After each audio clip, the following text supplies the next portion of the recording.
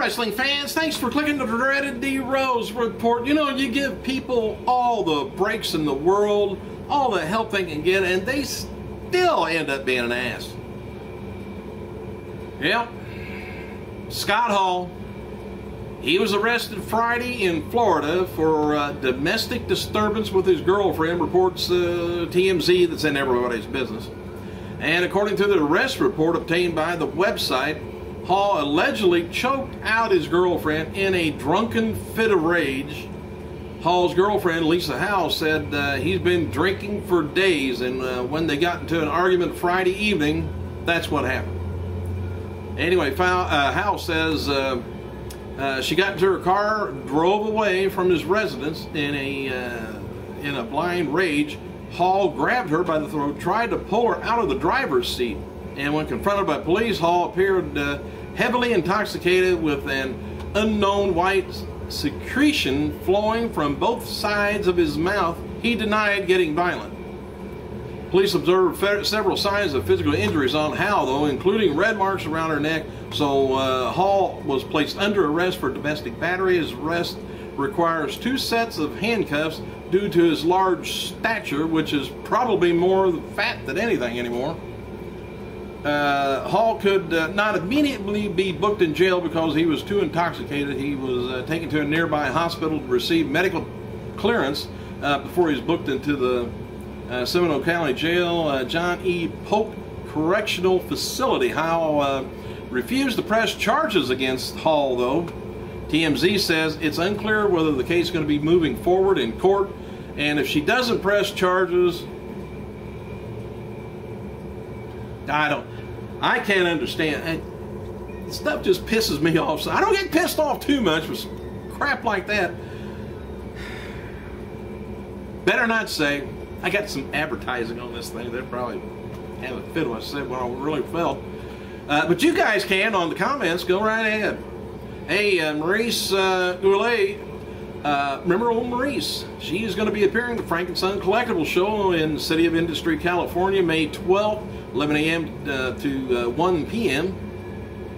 Medusa formerly appeared as, of course, Alundra Blaze, and WWE posted a photo on Facebook last week of the royalty check, which I told you about, that she recently received from her former employer. Her image post, which has since been deleted, suggested that she received $305,000 for appearing in a video sold between videos sold between October 1st and December 31st. She clarified the matter on Twitter over the weekend, revealing that it was indeed WWE revenue from video sales. Now, how in the hell she got that check is beyond me. When you ask whether this royalty check is legit, she stated yes. However, WWE's take of the shit I was in, however, it was WWE's take of the shit I was in. I know. That's what it says. Finley, good old Finley, he spoke with Wrestling101.com recently, and he was working with Tajiri's new company. It's in Japan, and they're looking to launch in May. No official words about the WWE status of Finley, but talk over to WrestleMania Weekend 28 was that he was back as an agent. Good. And WWE diva AJ Lee, oh, the poor thing. She still says recovering from the Daniel Bryan breakup with her on SmackDown, and is getting ready for tonight's live show. Don't forget, live SmackDown tonight. Anyway, said SmackDown, perhaps I'll be able to put this tub of mint chocolate ice cream and Alanis Morissette CD away and, do something productive. She don't eat no ice cream. Tell we're looking. Hey, WWE superstar JTG, he debuted a new look for last night's Raw Super Show in Washington, D.C. He lost the dark match. Of course, you better go back to the old look. He didn't lose so many matches, maybe. Anyway, he lost to Damian Sandow. But came out with a new look, new character, shorter hairstyle. JTG wrote the following, that it's time for new gear. He said that he's a big fan of rapper Lil Wayne, so that might have influenced his decision. And a fan wrote about his previous ring gear, it was too hot to change. JTG replied and said someone in WWE office doesn't think so. All right, Paul Bear, by the way, 58 years old, and on your comments, tell me how many times that sucker's been killed or has died. Anyway, he's 58 today, and former TNA star Jesse Neal turned 32. Also, this would have been the birthday of WCW Hall of Famer Angelo Poffo, 87 years old. And when I was growing up, I watched him and Bronco Lubitsch as a tag team wrestle in the Midwest out here. And of course, Bronco ended up being in WCCW down in Texas, referee towards the end of his career. Christian's being advertised for, just thought I'd let you know a little bit of my background. Being advertised to, Christian's going to be advertised to face Big Show, believe it or not, for the IC title at SmackDown house shows in June. You know, this ain't even the end of the week and I'm already having trouble. I had trouble Monday.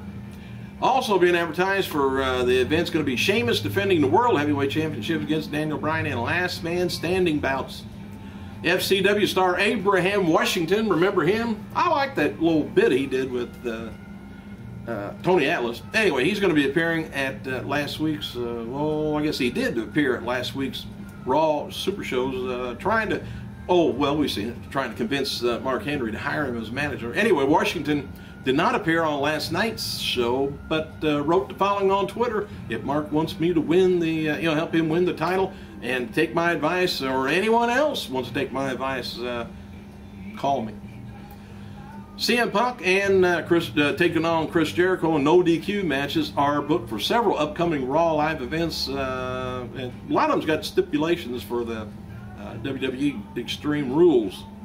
They may be having a match there, but it's going to be a stipulation. Anyway, the match is being advertised on May 13th show. Rochester is seen to take it on Ziggler. And did Brock kind of put his fist maybe where it shouldn't have last night? Got a fat lip, Cena. Rock didn't even do that to you, did he? There were rumors over the weekend that WWE had made some releases, but they won't announce them until everybody is finalized, everything is finalized, and all the talent are notified. So some people already know they've got to get their ass a hat, hit the road.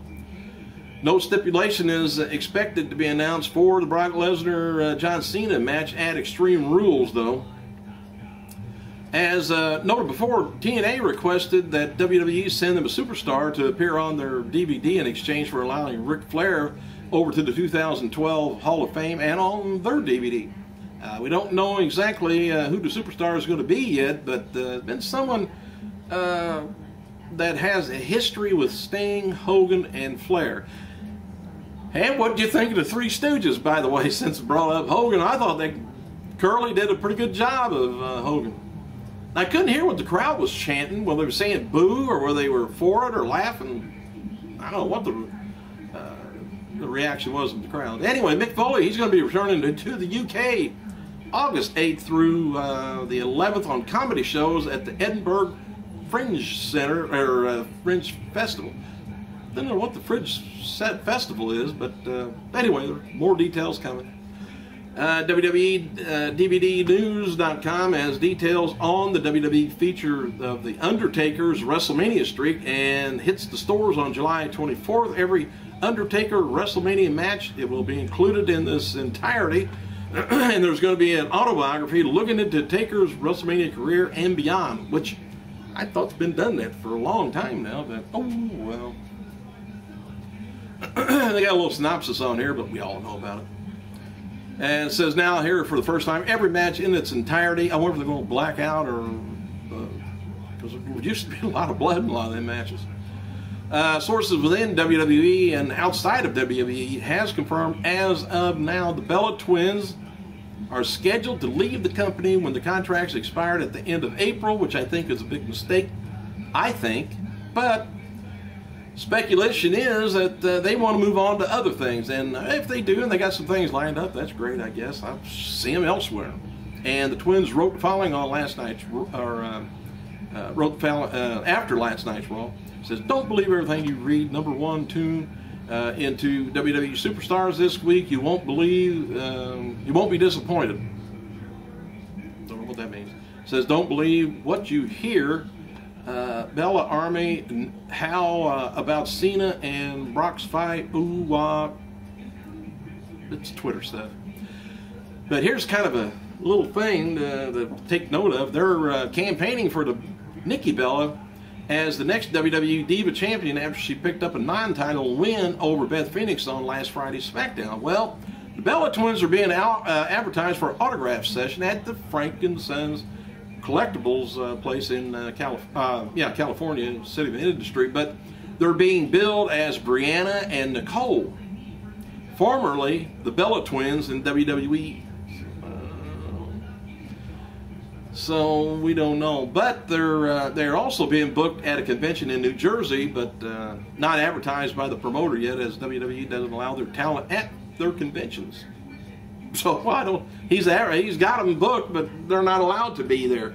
So if they're going to be there, that means they're not going to be connected with WWE. But they still got the 90-day clause, I believe. They should have. Hey, or if they put them in 90 days and 90 days, that'd be a long time before they could do anything. Hey, thanks for clicking, you guys. I gotta go.